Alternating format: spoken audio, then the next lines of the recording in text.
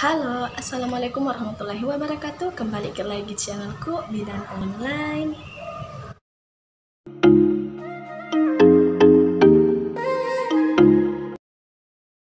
Di video kali ini kita akan membahas tentang pemeriksaan IVA atau tes IVA. Tapi sebelum itu, untuk teman-teman atau moms yang baru datang di channel ini, jangan lupa untuk klik tombol like, klik juga tombol subscribe, dan jangan lupa untuk aktifkan ikon notifikasi atau gambar lonceng, karena masih ada banyak hal yang akan saya bahas di video selanjutnya, jadi jangan sampai ketinggalan. Terima kasih. Nah, mungkin ada di antara moms yang sudah pernah dengar apa itu tes IVA, atau mungkin baru dengar, atau bahkan ada yang pernah melakukan tes IVA sebelumnya. Nah, apa sih tes IVA itu?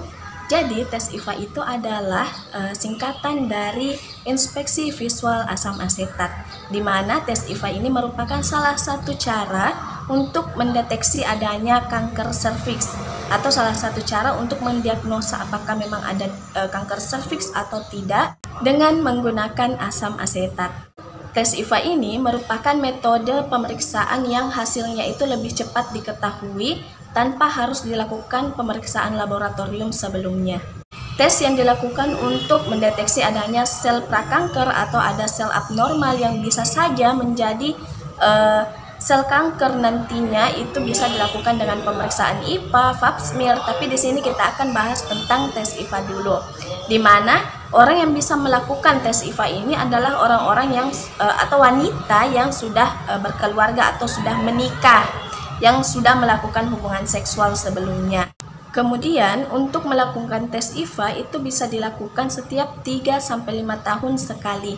Jadi untuk moms yang belum pernah melakukan tes IVA ini bisa melakukannya, karena tes IVA ini kita bisa tahu apakah ada sel abnormal, apakah ada pemicu sel kanker nantinya, sehingga apabila kita melakukan tes kemudian diketahui ternyata ada sel abnormal, itu bisa diatasi atau bisa dicegah atau bisa diobati sejak dini, diobati segera supaya tidak terjadi yang namanya kanker serviks atau kanker leher rahim.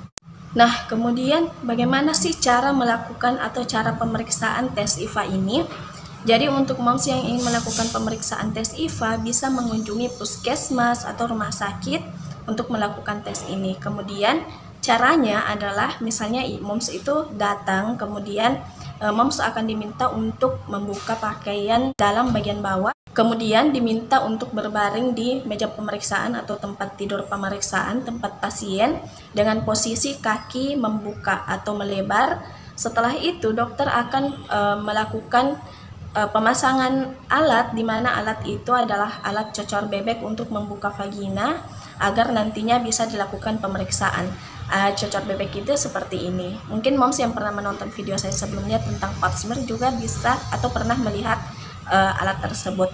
Dan selanjutnya setelah cocor bebek itu dipasang, kemudian dilakukan pemeriksaan tes IVA dengan cara alat pemeriksaannya itu seperti cotton bud. Jadi seperti itu, tapi bukan cotton bud ya moms. Nah, alatnya seperti itu, kemudian dicelupkan ke dalam asam asetat.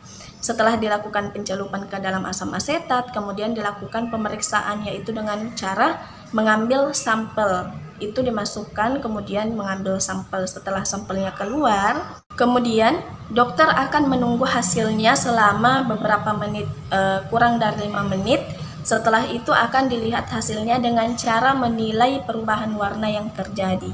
Jaringan serviks yang sehat itu tidak akan mengalami perubahan warna setelah diberikan asam asetat itu.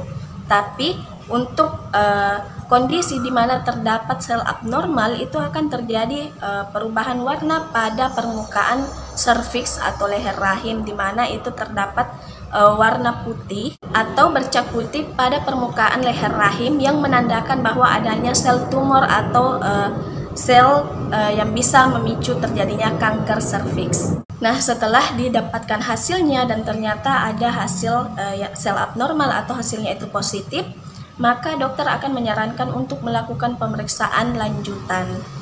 Tapi sebelum melakukan pemeriksaan IVA atau tes IVA, sebaiknya moms harus melakukan atau memenuhi syarat yang dimana yang pertama moms itu dianjurkan untuk tidak melakukan hubungan seksual 24 jam sebelum dilakukannya tes IVA. Kemudian juga tidak menggunakan alat pencuci atau cairan pembersih pada organ kewanitaan sebelum dilakukan tes IVA. Kemudian juga tidak dianjurkan untuk ibu yang sedang menstruasi. Sebaiknya melakukan tes ini 5 hari setelah menstruasi, karena pada saat dilakukan pemeriksaan dan dalam kondisi menstruasi itu hasilnya tidak akan akurat, dan memang tidak boleh berbeda dengan pap smear yang mungkin bisa tapi hasilnya tidak akurat, seperti itu moms. Kemudian kalau misalnya ada di antara moms yang bertanya apakah pemeriksaan IVA itu sakit, nah jawabannya tidak moms. Mungkin rasa tidak nyaman itu ada tapi tidak berlangsung lama, dan rasa sakit itu tidak ada. Nah sekarang kita akan bahas apa sih kelebihan dari pemeriksaan IVA atau IVA tes ini.